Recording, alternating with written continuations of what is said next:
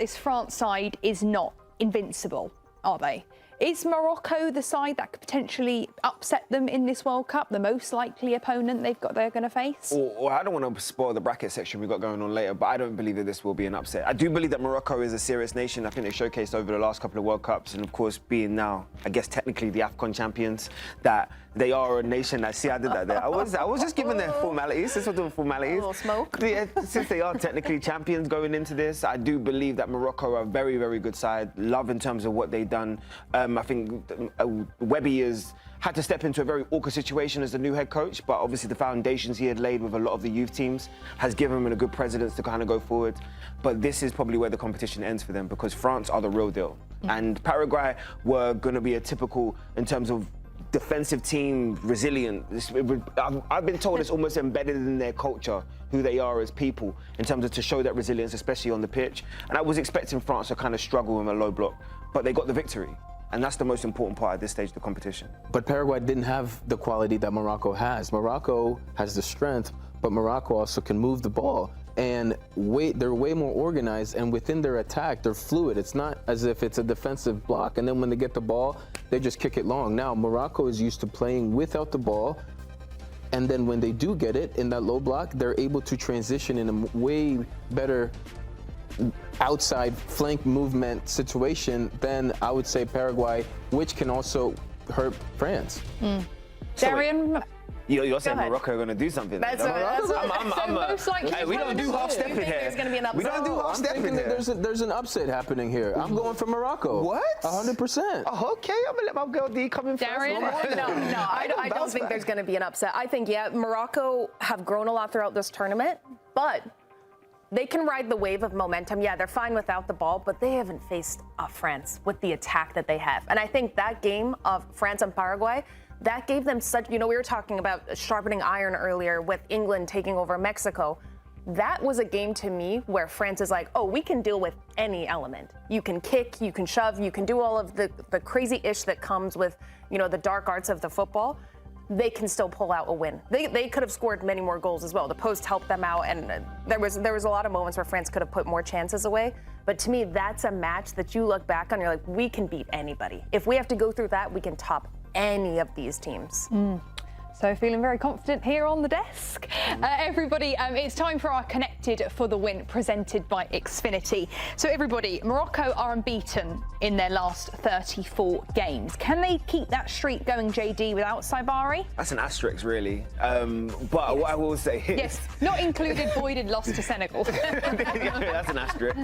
What I would say is that Morocco have demonstrated that they have an element of flexibility within their game. They're very adaptable. Doesn't matter what type of performance they need to go with. That means if they need to be aggressive and be on the front foot, if they need to contain and being good in the transitions.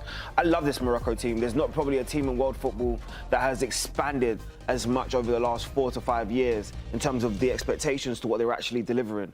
Unfortunately, I'm going to say it again, they can keep going as much as they can, but they're going against the best team in the world right now. So I'm interested in what my boy has to say, because I'm going to be real, I don't see an upset. I don't see it happening in any which way. I actually think France will go out and demonstrate as to why they are the favourites in this competition right now.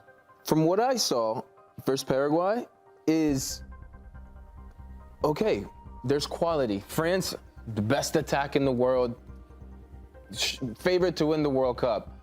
Morocco steps into this situation, they approach it the right way, and yes, they're going to sit in their low block at times. But when they do have the ball, I think, in my opinion, okay, Morocco can cause problems. And don't be surprised if at half we're up 1-0. Versus France. You heard it though, Dave. We're up. I heard it. I told you. I'm going to say it now. You want me to reveal it now? Yeah.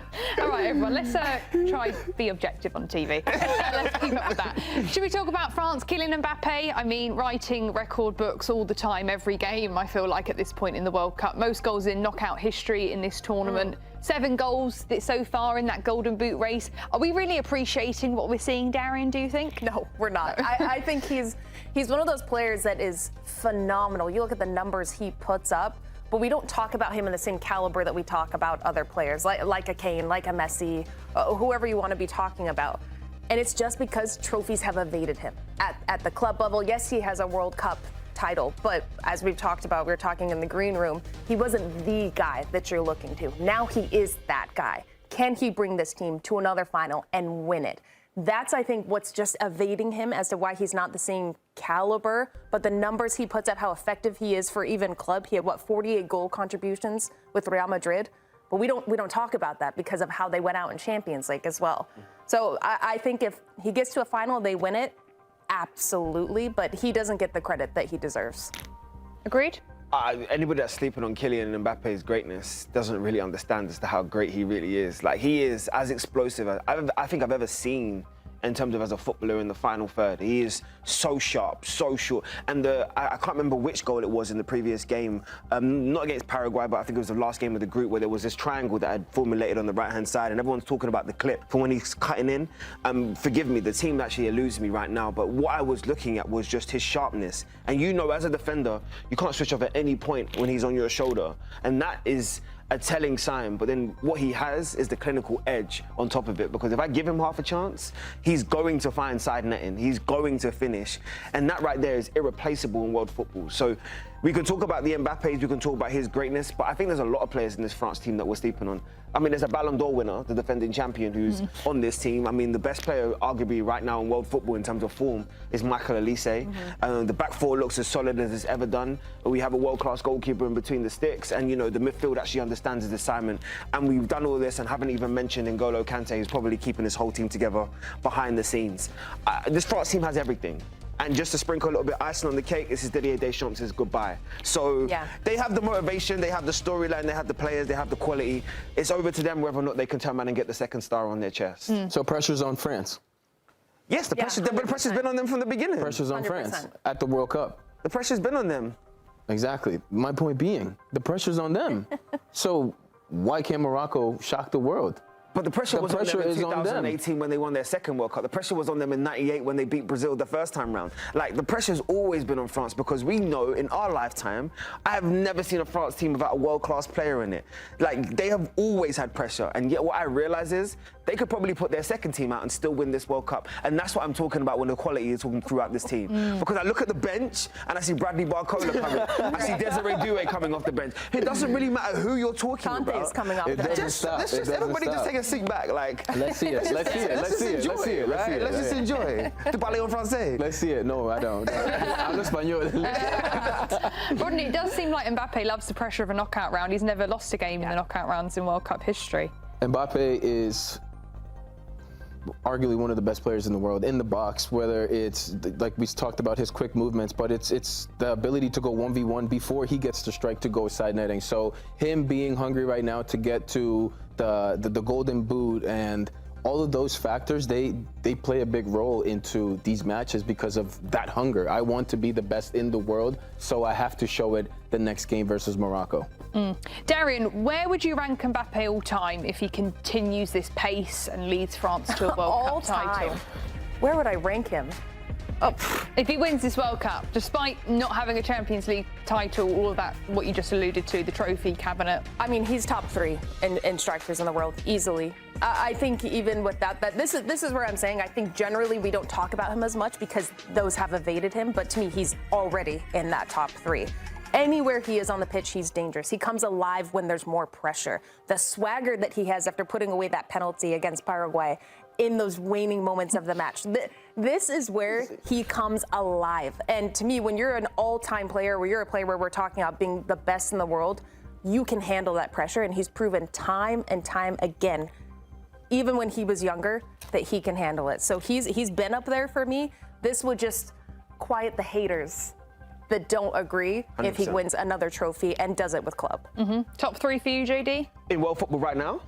Undoubtedly. I actually think he is in the all-time great category already because he's been doing it for a decade. And that's what people haven't realized. Since he burst onto the scene with Monaco and what we've seen in terms of the consistency, the development, and most importantly, the productivity, Kylian Mbappe is already an all-time great. Yeah. It's just how far does he want to go in terms of his leg. He has the opportunity to, with his skill set and what he's producing, to go down as the greatest of all time. But he is in that category of the all-time greats. I put him in the same conversation as a Romario, Rivaldo right now as one of the legacy strikers of a generation. How far he goes, is be determined, to be honest, in the next 10 years. So how many trophies he gets determines how far he'll go. What you do in your impact. He's already broken all these other records, so it's just about adding to the trophy cabinet right now. Yeah. Okay then, everyone. Why don't we move on? We've got a very special guest here in studio. We normally see him on the big screen, and now he's live here in person. 6'4", coming in a power forward. There we go. The unit of Buckets. You're looking good, Buckets. How are you? You got your US jersey on? I am. I'm repping the U.S. today. My bets later in the show might not reflect that, but as of now, I'm trying to, fit in with everyone, look good doing it. But I'm excited to be here. I mean, I've talked to you guys so much online. Good to finally put some faces to the voices and all that. Just glad to be with part of the team today. Yeah, and you've made the trip to Connecticut, but you haven't bought the breakfast. I'm going to bring it up. Let's get to the bets. Let's go to the bets. Bucket had a bet that he would bring production and talent breakfast when he came into the studio, and I'm left here hungry. Hannah Castle hold you accountable all points in your life. All right then, Buckets, happy Monday. What bets have you got for us then? Got 2 bets for us all today. I will bring you breakfast before I leave. I promise you that. But Appreciate 2 bets it. that I'm looking at for this France-Morocco game. And the first one, it's just a classic here. I know you guys already talked about Morocco haven't lost now in their last 34 matches, asterisk. But more importantly for me, they've not scored in 2 of those last 34. This is a team that even when they don't win, they are finding the score sheet. And for as good as France have been defensively, I don't trust their defense to stop Morocco from scoring. Not saying that they're going to win, just saying that both teams to score being even money plus 100 here. It feels like the best way to attack this. You don't have to pick a winner. You just go ahead and you take the both teams to score, and you're happy at plus money. And then bet number 2, it's kind of the cheat code in the World Cup. We've been talking about how you just take the obvious picks. You take your Messis, you take your Haalands, you take your Kanes, you take the All-Stars to score, and that's about as close to free money as we've gotten. Is right now, Kylian Mbappe to score, it's minus 110. It's not quite even money there, but 7 goals already this World Cup. And anytime you can get him below minus 150, that's almost an auto bet for me. No such thing as free money, but that's as close as we're getting so far this World Cup, as Mbappe to score. Lovely.